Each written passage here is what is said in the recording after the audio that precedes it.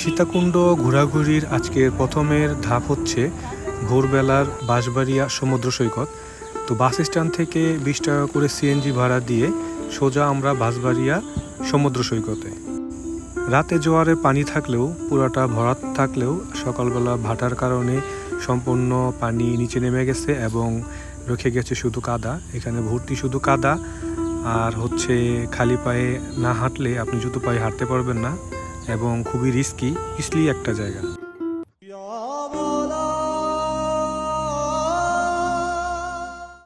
তো ভোরের সমুদ্র সৈকত দেখা শেষে আমরা ব্যাক করছি সীতাকুণ্ড থেকে চন্দ্রনাথ পাহাড়ে যাওয়ার উদ্দেশ্যে। সীতাকুণ্ড থেকে আবার 20 টাকা সিএনজি ভাড়া দিয়ে সিএনজি নিয়ে আমরা এখন চন্দ্রনাথ পাহাড়ের পথে। পাহাড়ের নিচে এখানে এসে সকালে নাস্তা সেরে লাঠি ভাড়া করে এবং প্রয়োজনীয় জিনিস নিয়ে বাদ বাকি সকল ব্যাগগুলো এখানে দোকানে জমা রেখে তারপরে আমরা পাহাড়ের উদ্দেশ্যে রওনা হয়েছি।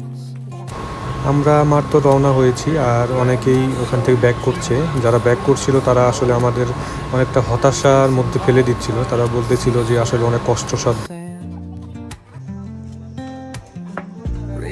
আমরা যেখানে খালি উঠতে পারি না সেইখানে মুরব্বি তার শক্তি প্রমাণ দিতেছে। মাশাআল্লাহ। আসলে অনেক পাহাড় প্রেমী যারা পাহাড় ট্রেকিং করতে অনেক ভালোবাসেন, এখানে গিয়ে যেটুকু বুঝতে পারলাম অনেক মানুষ, বাচ্চা, মহিলা সবাই আসলে পাহাড় ট্রেকিংয়ে ব্যর্থ। সেখানে বয়স মানে না বাধা।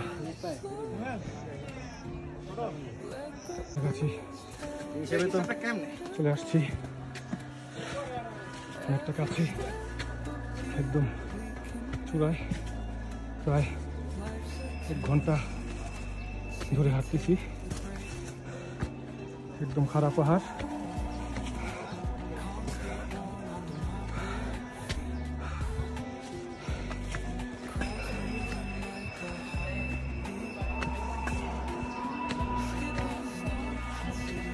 আল্লাহু আকবার, আল্লাহু আকবার।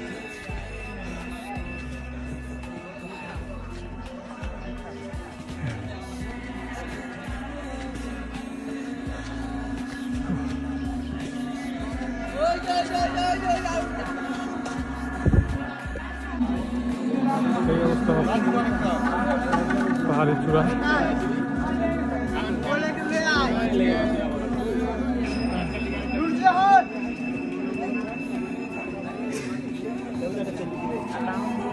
আচ্ছা মোট কিরকম? হ্যাঁ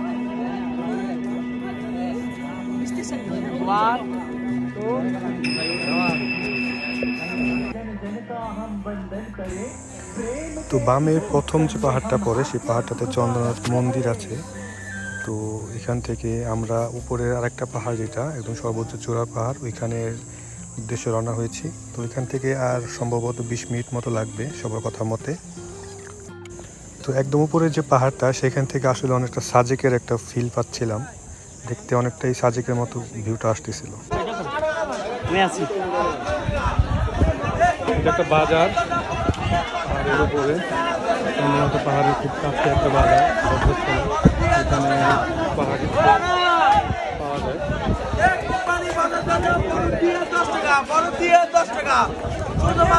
তো পাহাড় ওঠা শেষে আমরা আর পাহাড় থেকে নিচে নামি নাই, ওইখান থেকে সরাসরি পায়ে হেঁটে ঝর্ণার উদ্দেশ্যে রওনা হয়েছে।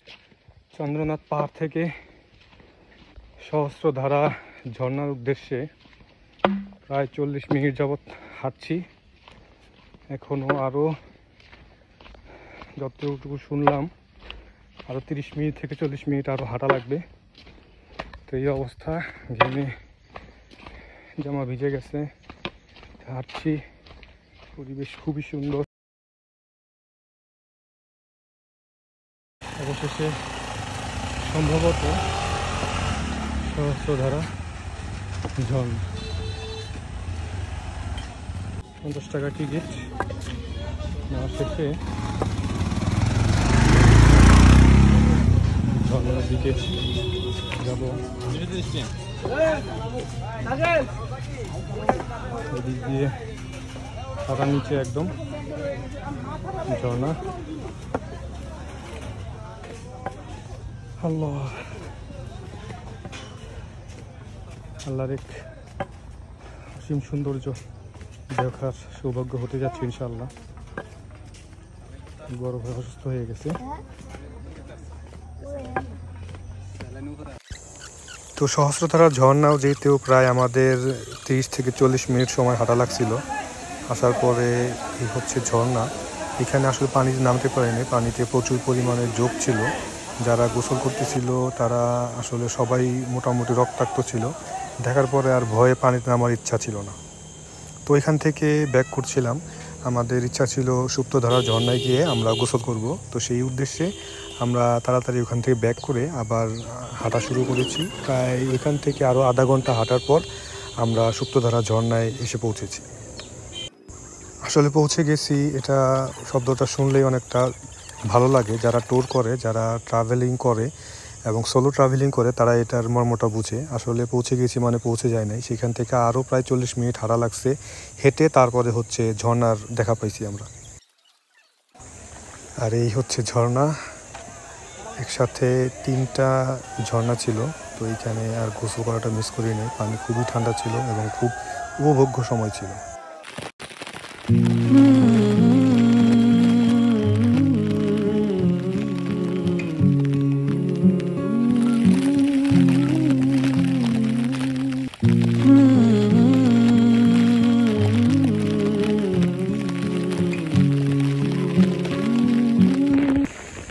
তো গোসল করতে করতে সময় অনেকটা চলে গিয়েছিল।